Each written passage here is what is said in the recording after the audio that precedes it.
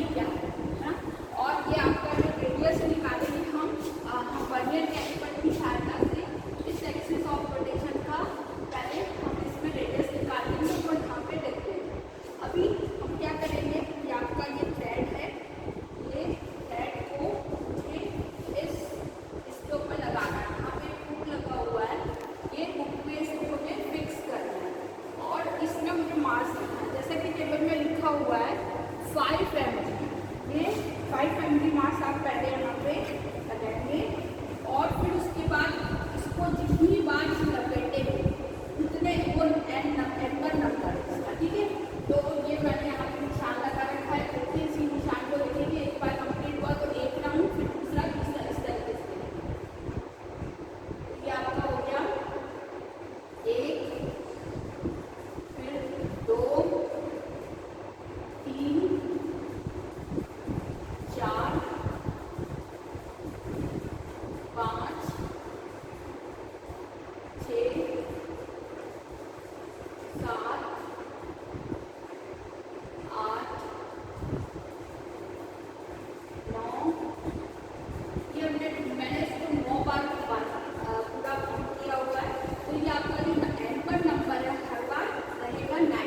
अब मैं इसको जब छोड़ूंगी तो 9 राउंड जब घूमेगा तब तक ये ऐसे ही इसके साथ अटैच रहेगा। तो उस समय हमको काउंटिंग स्टार्ट नहीं करनी, हमको काउंटिंग स्टार्ट तब करनी है जब आपका ये जो है पूरी तरह से वेट और ये जो आप देख रहे हैं ये दरार टाइप का दिख रहा है, प्लस से पूरी तरह से अलग हो जाए। उसके बाद जब ये घूमना स्टार्ट करेगा वैसे ही आपको स्टॉप वॉच ऑन करनी है। स्टॉप वॉच लेकर के वो टाइम पीरियड नोट करना है कि कितने राउंड ये घूमा, कितने टाइम का घूमा, और वो संख्या क्या करनी है, वो N2 संख्या है कि कितनी बार वो घूमा जब तक कि वो रेस्ट में है, जब तक वो रुक ना जाए। तो मैं इसको जैसे ही छोड़ूंगी और फिर जब भी इससे अलग हो जाएगा तब हम लोग फिर स्टार्ट करेंगे, वो N2 रहेगा और स्टॉप वॉच आप उसी समय फिर स्टार्ट करेंगे टाइम आएगा, ठीक है। तो इसको मैं छोड़ रही हूँ। तो 9 राउंड तक ऐसे ही घूमेगा। उसके बाद हम देखेंगे इस निशान को देख करके कितनी बार घूमा है वो हम करेंगे स्टार्ट।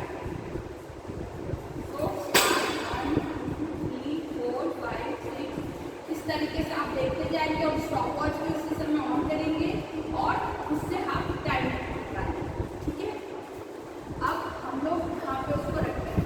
जैसे हमने स्टार्टिंग में 500 ग्राम रखा है उसमें वेट, तो वेट की जगह 500 ग्राम रखेंगे। N1 आपका 9 बार आपने जो लपेटा है आगे को, N2 को कितनी राउंड घुमाए जब तक कि वो रेस्ट में नहीं आ जाता है, तो वो आप यहाँ पे लिखेंगे, ठीक है। और फिर ऐसे ही आप फिर से करेंगे एक्सपेरिमेंट फॉर 500 ग्राम। फिर आपका फिर N2 निकालेंगे लगभग कितनी बार घूम रहा है और उसके रिस्पेक्ट में कितना टाइम लग रहा है। जब तक वो रुकता नहीं तब तक कितना टाइम लगा हुआ आप यहाँ पे रुकता होगा।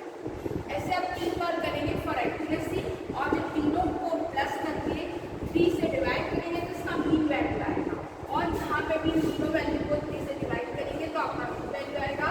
तो ये आपकी एक वेट आया m आया, और ये आपका N1 जो कि हमने कितनी बार लपेटा पहले, N2 निकला और 3 निकला। पूरा फॉर्मूले में इसको पुट करेंगे और वर्नियर कैलिपर की सहायता से जिसकी एक्सिस ऑफ रोटेशन है उसको भी फाइंड आउट करेंगे, और इसमें सारी value m, mass, acceleration due to gravity 9.8 वो रखेंगे, r रखेंगे, N1 की सारी वैल्यू पुट करेंगे। तो मूवमेंट ऑफ इनर्शिया, जड़त्व आघूर्ण आई पता चलेगा इस फ्लाईव्हील, ठीक है।